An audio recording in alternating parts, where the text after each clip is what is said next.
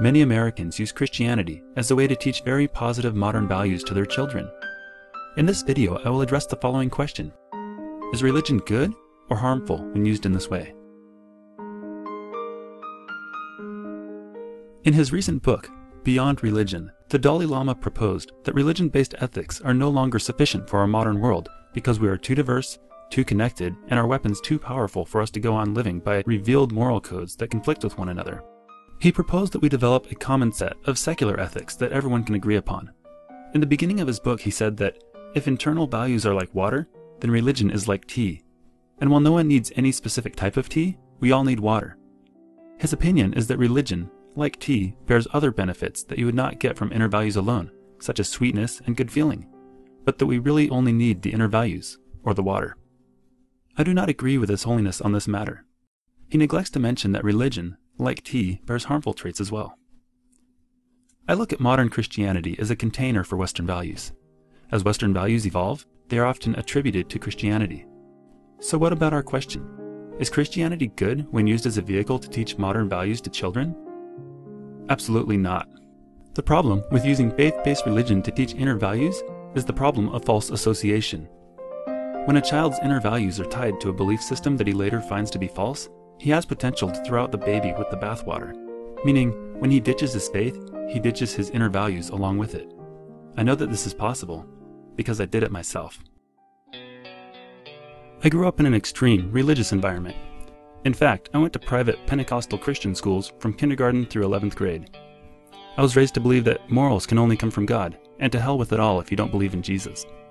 When I got to college, I quickly realized that my parents were wrong about a great deal of things, especially religion.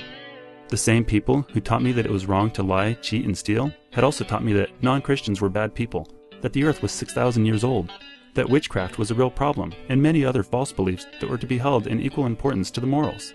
After I deconverted, I was a 19-year-old kid with no way to discern which values were important and which were BS. My moral compass had been shattered. Over the next few years, I transformed into a bad person. I started smoking. I drank a lot.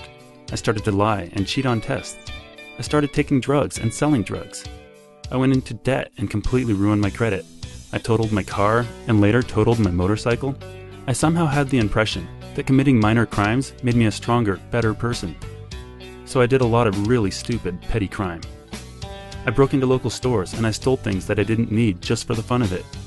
I threw beer bottles through local business windows and damaged bicycles that I would see chained to public bike racks. One night, I stole a fire extinguisher and went through my apartment building, spraying it through the mail slots and the front doors of the other apartments, making a huge mess for each of my neighbors. Needless to say, I damaged many of my friendships.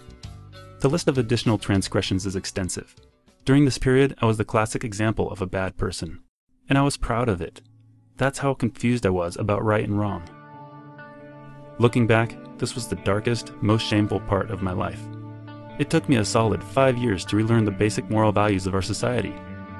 It is likely that I never would have readjusted if I hadn't joined the military, where I learned the importance of basic morality in a secular setting.